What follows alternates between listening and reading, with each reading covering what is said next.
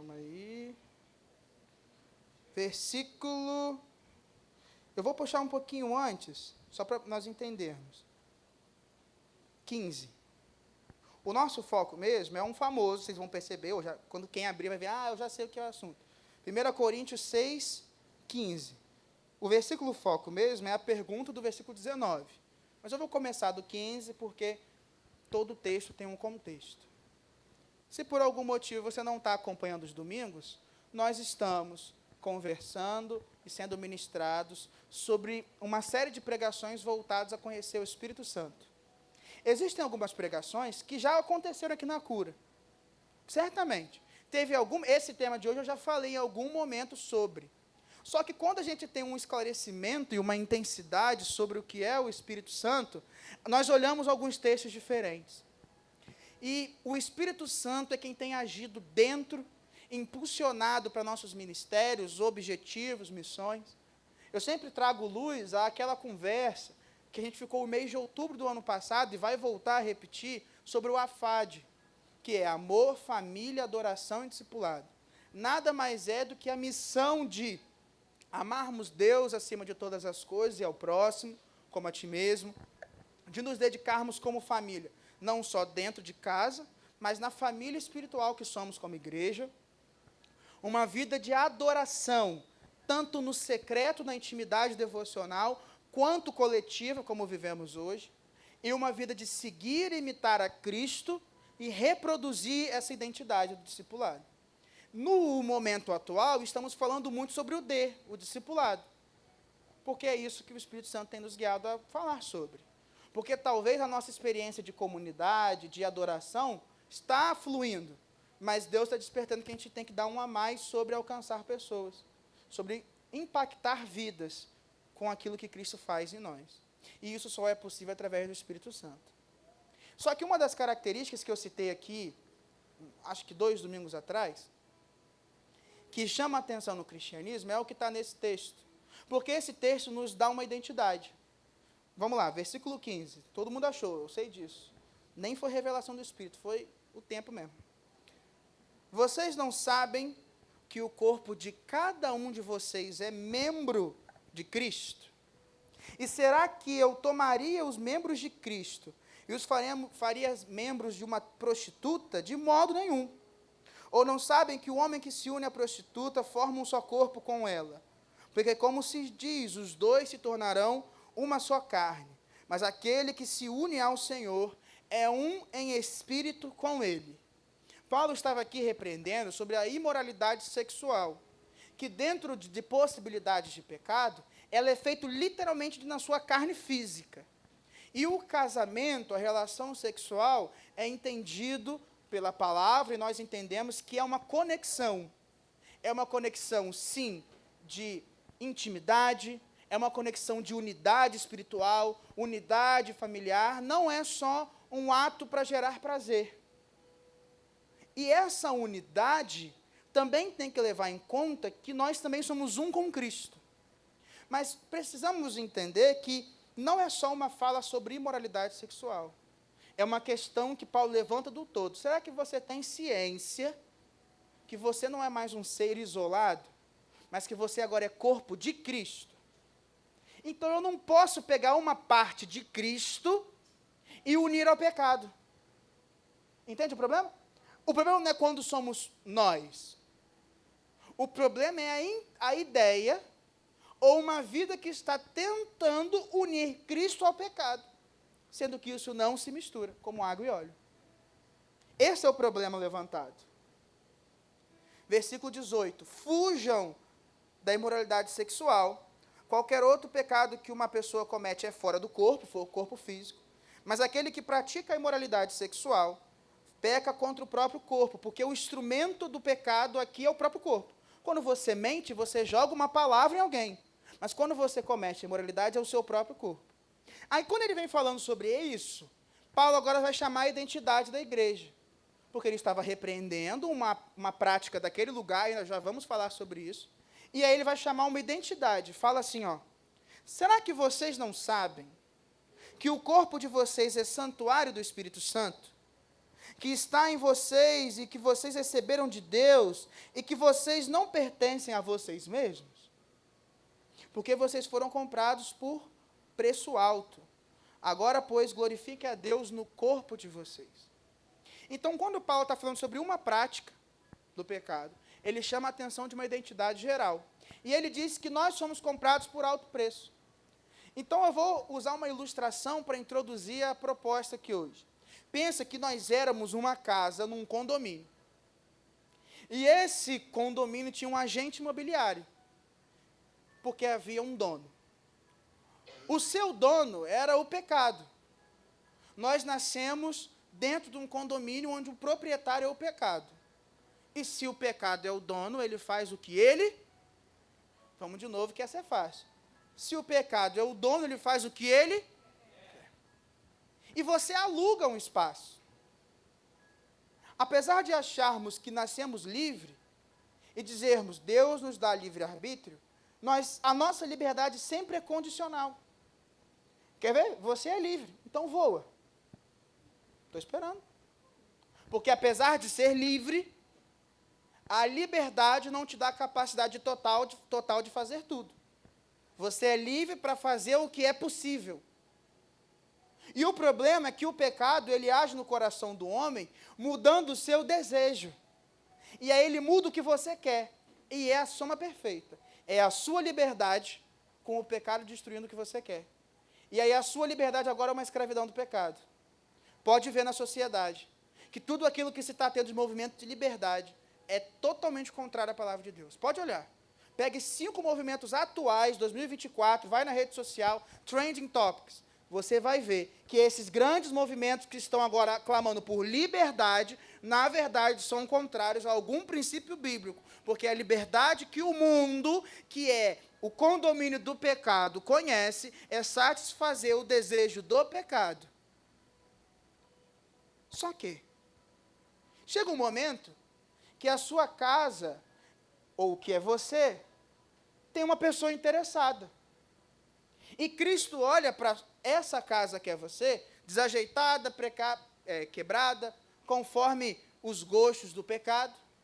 Ele fala, agora eu vou te comprar. Mas existe um preço, é uma compra. E você foi muito caro. Ou, se Cristo ainda não te comprou, porque você não entregou a sua vida a Ele, você é muito caro, não é barato. É um preço que nenhum homem ou mulher poderia pagar. Eu não tenho condições de pagar pela minha vida por ninguém, porque o preço é alto. Eu não tenho dinheiro, recurso suficiente. Mas Cristo tem, porque a oferta de Cristo é a própria vida. E aí Ele morre na cruz, e a graça dele pode te transformar. Então Ele te compra por alto preço, e você aceita. Eu só vou fazer uma pergunta, há alguém aqui hoje, que já foi comprado por alto preço por Cristo? Diz amém. Amém. Você que disse amém, você foi comprado. Logo, você tem um novo quê? Dono. Agora aquela casa que era do pecado, o pecado foi expulso e entrou um novo proprietário.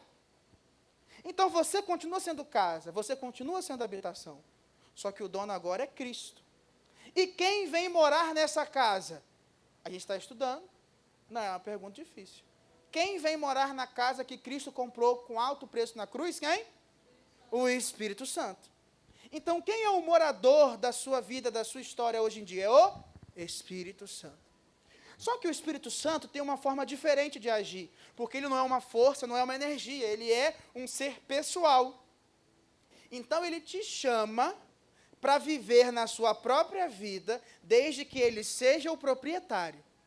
Então, olha que loucura, você tem lugar nessa casa, mas o dono é o Espírito Santo. Então, agora é um processo de que uma casa que era propriedade do pecado, e quem morava era o desejo pecaminoso, está sendo uma reforma completa, que dia após dia o novo inquilino está mudando. Isso aqui não é só uma figura espiritual. Eu sei que provavelmente esse mês alguém aqui olhou para casa e falou, estou precisando botar uns quadros nessa parede. Precisando botar um adesivo atrás e comprar um REC para a sala. É porque Estela falou isso esses dias, entendeu? Aí foi a ilustração perfeita, não consegui. É assim, Nós sempre estamos querendo mudar o ambiente que estamos conforme a nossa imagem e nosso desejo. O Espírito Santo também quer. Mas espera aí, se ele que é o dono, e você é a morada, e você está morando, o que, que você se torna dentro dessa casa? Se ele é o dono. O termo mais correto para ilustrar quem nós somos hoje é a ideia do mordomo. O mordomo nada mais é do que alguém que não é mais dono da casa, mas cuida da casa como se fosse sua, por amor ao seu Senhor e por amor à casa. O que nós vamos aprender hoje é sobre a mordomia. Nós somos mordomos da habitação do Espírito. Eu já digo de início, nós temos que entender que o dono da casa agora é o Espírito Santo. Então eu quero te deixar isso muito claro, porque eu não estou falando aqui agora sobre o seu anseio sobre você mesmo. Isso é loucura, eu sei. Eu não esperava que fosse fácil. Eu estou falando sobre o desejo do Espírito Santo, que agora é o Senhor da sua vida. Porque uma vez que você é cristão, Ele não é só seu salvador. Ele não tirou você só do buraco. Ele também falou, agora que você saiu do buraco, você vai andar assim. Por isso que é difícil o cristianismo, tem até o meme. Um coroa, no Nordeste, que ele fala, rapaz, ser cristão é difícil. Você tem que andar certo, amar as pessoas, respeitar, pedir perdão, fazer tudo certo. E dependendo, você pode ainda errar um caminho. É isso mesmo. É porque o mundo pinta que o evangelho é fácil. É fácil de entender, difícil de viver. Então, eu não estou falando para uma igreja que vai se contentar em ser bom. É excelência. Só que a excelência exige uma transformação, a começar por mim e todos nós. E a grande verdade é que nós acordamos e dormimos, achando que somos donos da nossa vida. Desprezando ou negligenciando que o Espírito Santo que mora em nós. E aí Paulo, na carta aos Coríntios, fala assim, e aí, vocês não estão sabendo, não? É engraçado porque quando ele pergunta isso, parece que ele fala assim, se vocês não sabem, eu estou falando com quem?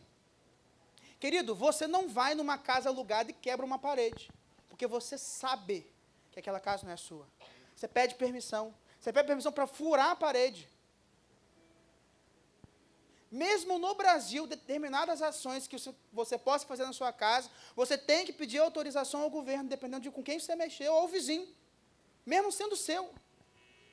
Primeira coisa que você já aprende de cara, é que você não pertence mais a você, mas você pertence ao Espírito Santo. Se você entende hoje que a sua vida pertence a você, logo o Senhor da sua história não é o Espírito Santo. Se o Senhor da sua história não é o Espírito Santo, então significa que você não está caminhando para o céu, você não é a habitação dele. E isso não se aplica. Mas vamos voltar no texto para uma coisa curiosa? Versículo 15. Como eu disse, Paulo estava falando sobre corpo. E há um motivo para que, por exemplo, no final do versículo fala assim, glorifiquem o Senhor com o seu corpo.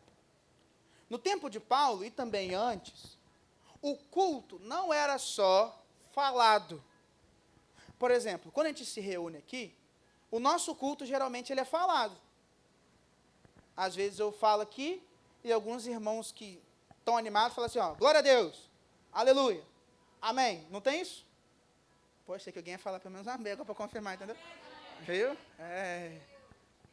Tem. Você canta, você ora, você pede perdão. Às vezes você expressa com o corpo também. Se ajoelha. Curiosamente hoje, sem Ramon saber sobre o que era, as pessoas se ajoelharam, se posicionaram, levantaram as mãos, se moveram, oraram. Hoje foi um ótimo exemplo de que um culto também é expresso com o corpo.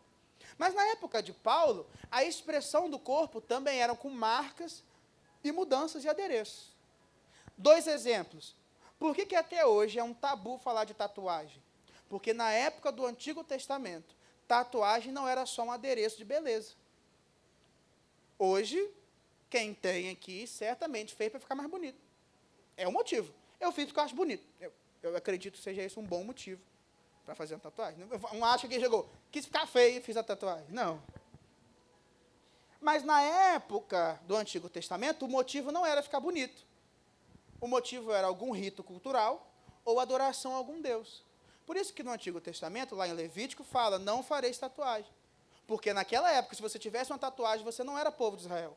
Porque tinha uma cidade vizinha que todo mundo tinha aquela tatuagem.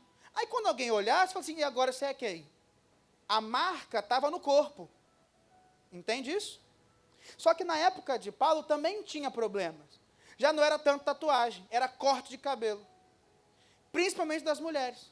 Porque em Corinto, a adoração à deusa que havia era feita por mulheres que praticavam a imoralidade sexual como culto. Elas ficavam com outros homens para cultuar a deusa delas.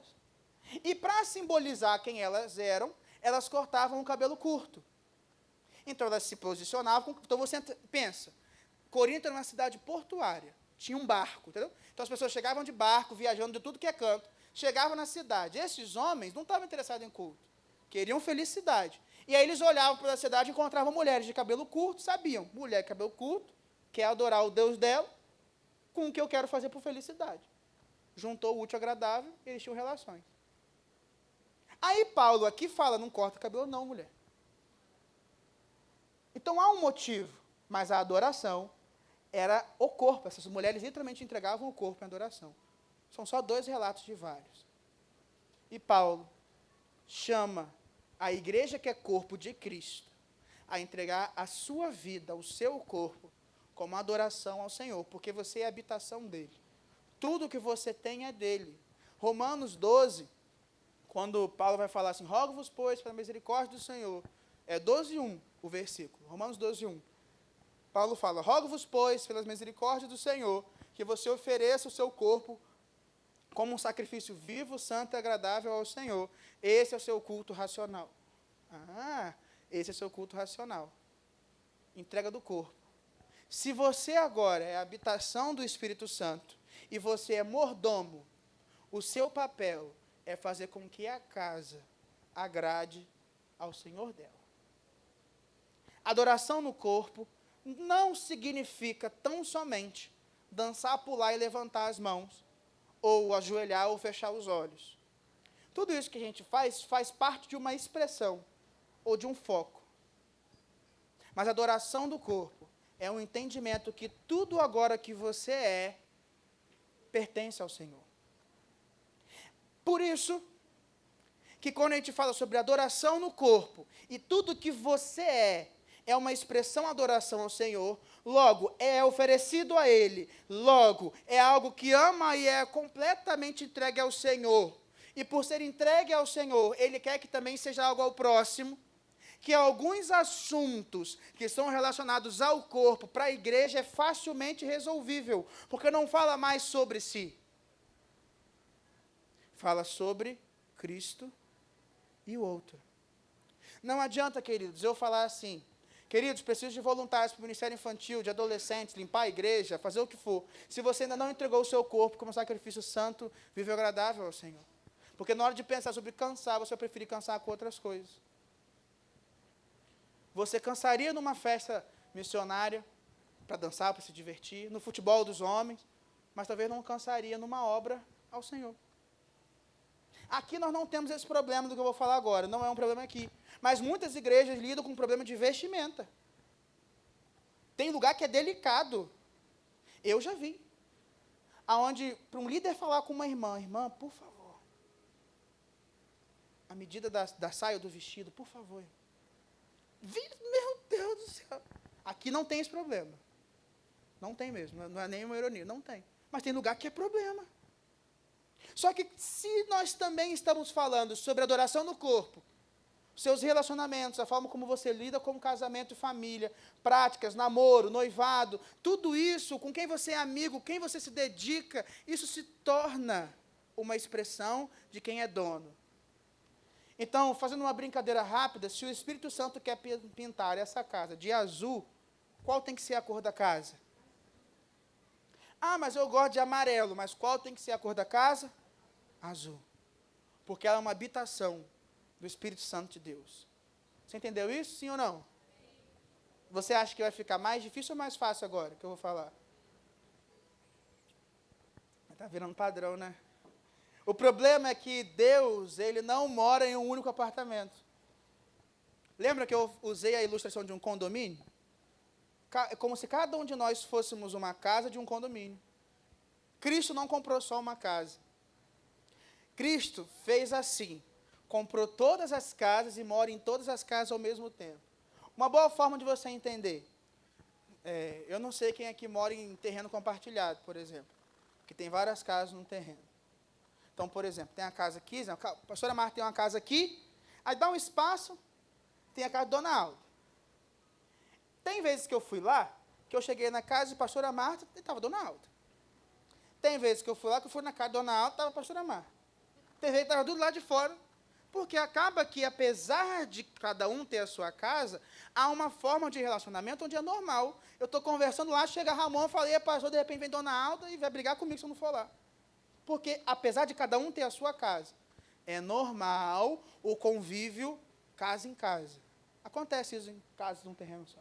Você vai dormir, você acorda, tem uma pessoa na sua mas é assim mesmo. O Espírito Santo faz assim.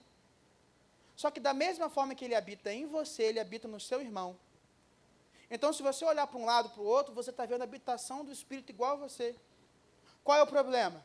É que nós somos mordomos da casa do Senhor, que se estende a todos nós. Cristo não tem uma casa individualizada. E ele disse no versículo 15, que vocês aí abriram, vocês não sabem, quem estava em Romanos, volta para o versículo 15 da carta de Coríntios, tá? Vocês não sabem que o corpo de vocês, cada um de vocês é membro de Cristo? Você não é corpo, você é membro. O corpo é algo coletivo.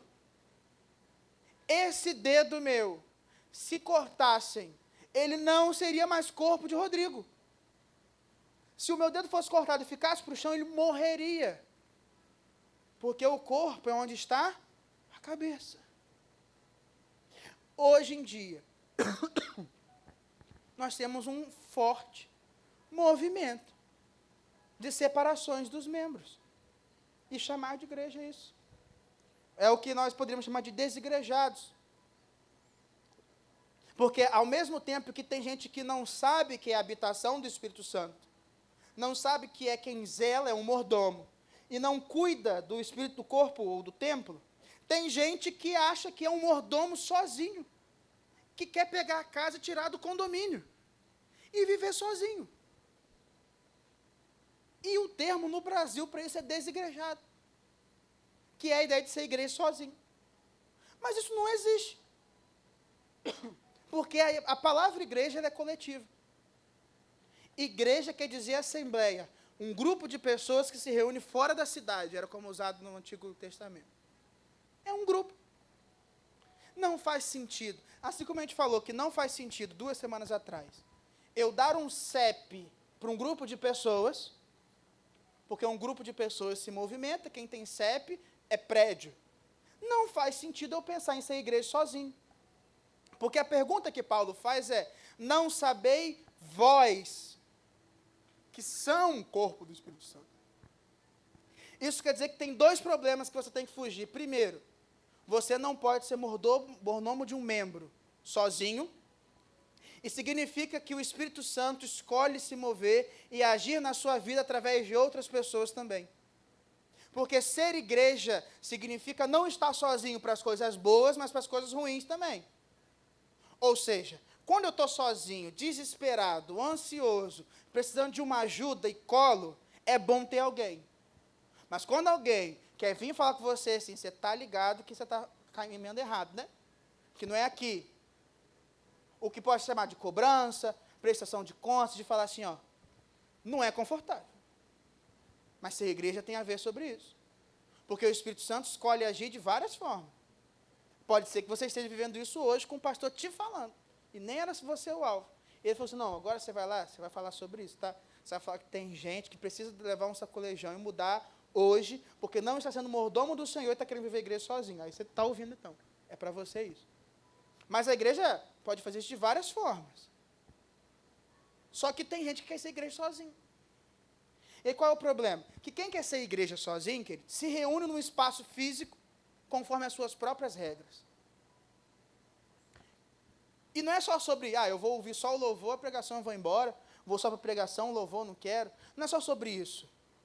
seleciona qual parte da igreja quer ser. Mas também não é só sobre isso. Se torna senhor sobre si mesmo. Agora eu não quero ser igreja em lugar nenhum. Agora eu quero ficar em casa sozinho, abandonado e dane-se. Vou viver agora eu e Deus da minha forma. Entende? Quando você quer ser igreja sozinho, você não é mais mordomo, você precisa ser dono. Porque se você é mordomo, tem um senhor que dá ordens. O mordomo não pode chegar e falar assim, agora você é uma casa independente, faço o que eu quero. Porque o senhor fala, oi, dá licença, meu filho. Está maluco?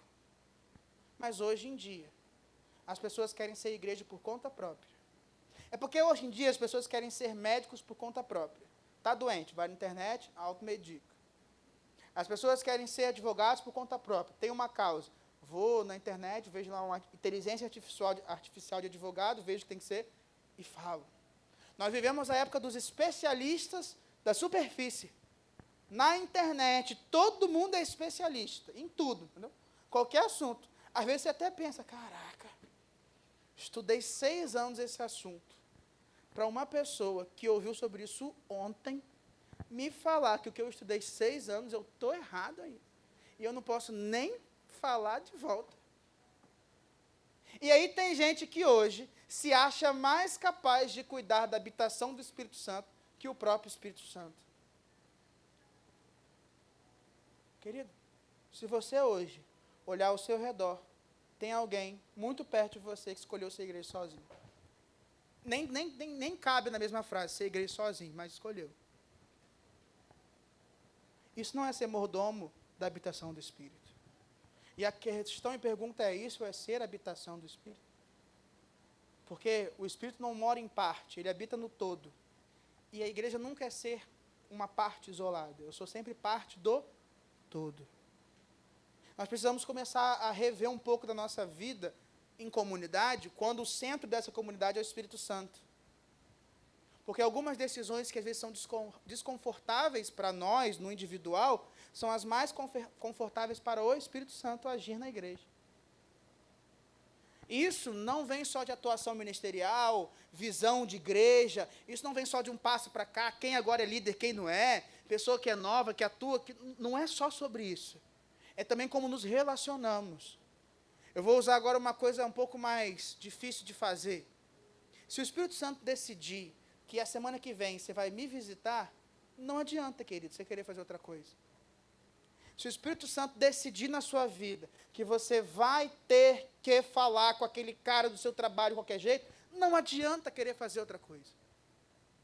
Se o Espírito Santo decidir e falar assim, pastor, está lindo o que vocês estão vivendo, mas agora muda e fala sobre obediência. Se o Espírito Santo vier falar assim, ó, não vai ter retiro. Se o Espírito Santo falar, vai mudar o semestre todo. Vocês não vai ter ministério de louvor aqui em cima. Não vai ser o senhor que vai pregar. Vocês vão sentar de outro lugar. Vai desligar o ar-condicionado. Vai tirar a cadeira, todo mundo sentar no chão. Querido, se o Espírito Santo decidir isso e se mover assim em nós faremos.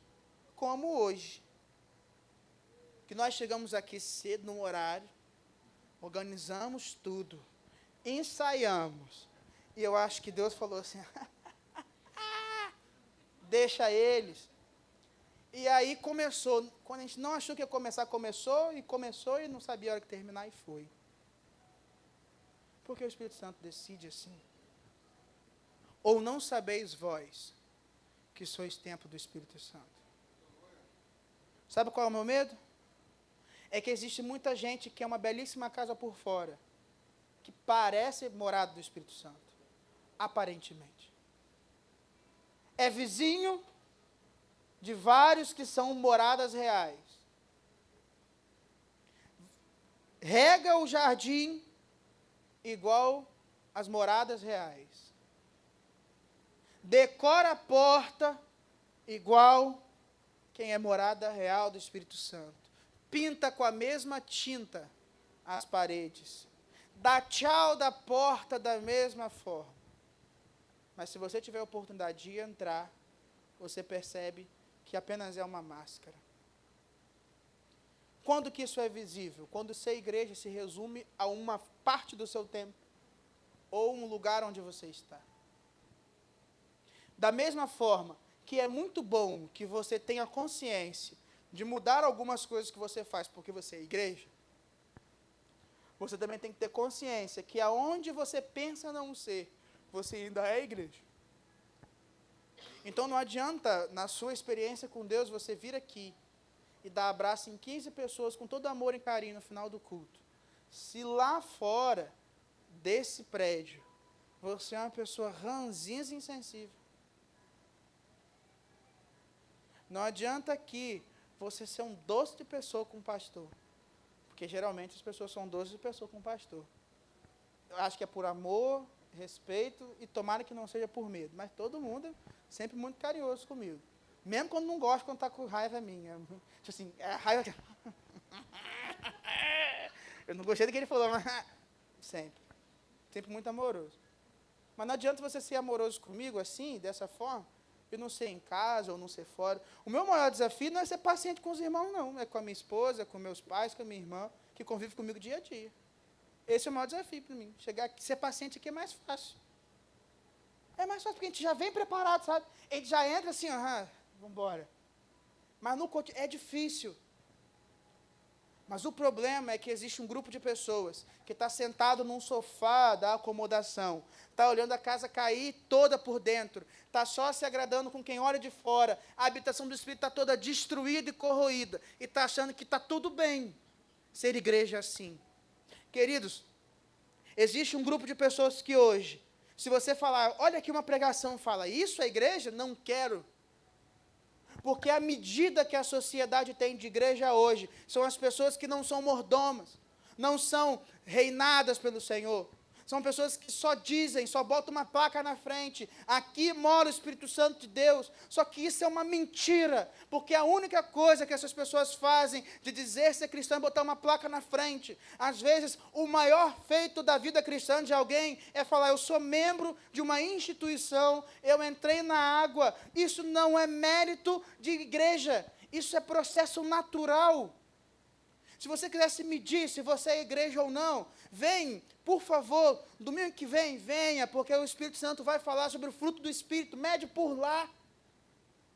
É por isso que o mundo não muda, porque ao mesmo tempo que o número de pessoas que se diz igreja cresce, eu tenho uma maior quantidade de pessoas que são falsos mordomos. Eles dizem que fazem conforme a vontade de Deus, mas não conhecem a vontade de Deus. Como que você vai fazer a vontade do Espírito, se você não conhece a vontade do Espírito? Se é o Espírito, como disse Marcelo semana passada, que convence você do pecado, da justiça e do juízo, mas ele não está na sua casa, quando que você vai saber o que é pecado ou não? Nunca. Quando que você vai querer consertar as coisas? Nunca. Quando que você vai se preocupar com a vida eterna? Quando alguém morrer do seu lado. Aí você se preocupa. Quando que você vai querer fazer certo? Quando você perceber que viver da forma errada te isolou de todo mundo. Então, nós não podemos achar que se a habitação do Senhor é só uma bênção sem preço. Não é porque nós vivemos da graça que nós vamos viver numa rede, em sombra e água fresca. Eu queria te falar que é sombra e água fresca. Essa igreja não é sombra e água fresca. De vez em quando a gente encosta na sombra e água fresca. A gente consegue parar um pouquinho para se divertir numa tarde. Mas isso não é ser igreja. Isso é colônia de férias. Ser igreja não é colônia de férias. Ser igreja não é shopping, onde eu só recebo e consumo. Ser igreja não é um The Voice, onde eu sento e viro a cadeira para aquilo que eu gosto e o que eu não gosto eu rejeito. Ser igreja não é sobre a sua opinião nem a minha, porque a última opinião aqui que vale é a minha, a que vale a opinião de Cristo na palavra dele. Tem coisas que vai continuar acontecendo aqui porque Deus quer. Se um dia eu não quiser, entre aspas, dane-se a minha vontade. A vontade é do Senhor. Desde quando a gente está dizendo que na habitação do Espírito Santo quem manda são homens? Por que a gente está achando ainda que nós temos tanta autoridade em algo que não é nosso? Querido, você não é mais seu. As coisas velhas se passaram, tudo se fez novo, você nasceu do Espírito, o Espírito que é dono. Não seja resistente, não seja negligente, ou não sabeis vós que sois templo do Espírito Santo. Eu realmente acho que essa pergunta de Paulo é a chave para aqueles que se dizem ou não habitação do Espírito. Eu acho que o problema não é saber que você pertence ao Senhor tão somente de forma distante. Não é só ouvir que você precisa glorificar o Senhor com o seu corpo. Não é só entender que você não é corpo sozinho. O problema é que nós não temos certeza da identidade do Senhor em nós. Por isso que quando Paulo está repreendendo a igreja, falando, olha, não comete esse pecado não faz isso não, rapaz, não faz o seu corpo viver isso, ele pergunta, ou você não sabe que você é templo do Espírito Santo? Porque se a resposta for, eu não sei, então Paulo não pode falar sobre viver como. Porque se eu falar para você como viver o que você não é, você vai se perder tentando ser através do como. Se eu te falar o que faz uma boa árvore, sendo você não uma boa árvore, você vai tentar dar um fruto que é impossível que você dê. Se eu pedir que você faça o que você não é, você vai se perder na expectativa falsa de que você é capaz de fazer, não sendo. Em outras palavras, se eu esperar que você ame ao Senhor de todo o coração, alma, entendimento e força, e ao próximo como a ti mesmo, se você não entregou sua vida a Jesus, você vai falhar.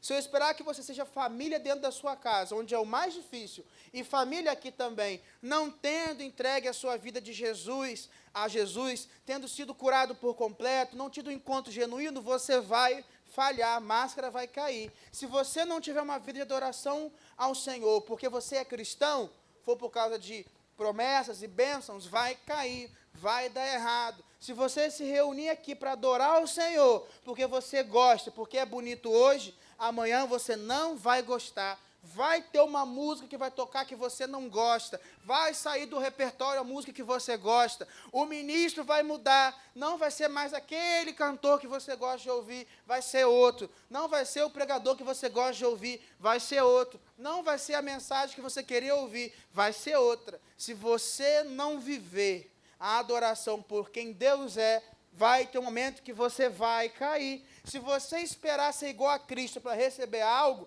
vai ter um momento que você vai cair. Eu não estou falando sobre ser discípulo para ganhar algo. Eu genuinamente só espero que o Senhor me dê a oportunidade de liderar irmãos em Cristo que são discípulos, porque já ganharam o suficiente, que é a salvação em Cristo Jesus, uma vida eterna.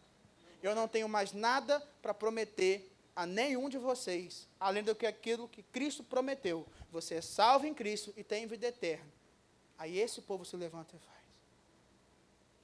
Se não for assim, você não é mordomo do templo do Espírito Santo. Você ainda é dono. Logo, Cristo não pagou um alto preço por você. Então, eu queria te convidar a, nesse momento, pensar sobre. E eu nem vou pedir para você fazer algo miraculoso ou extravagante com o seu corpo. Você fica à vontade. Eu quero só pedir que você fique de pé. Queria chamar o Ministério de Louvor. Por favor.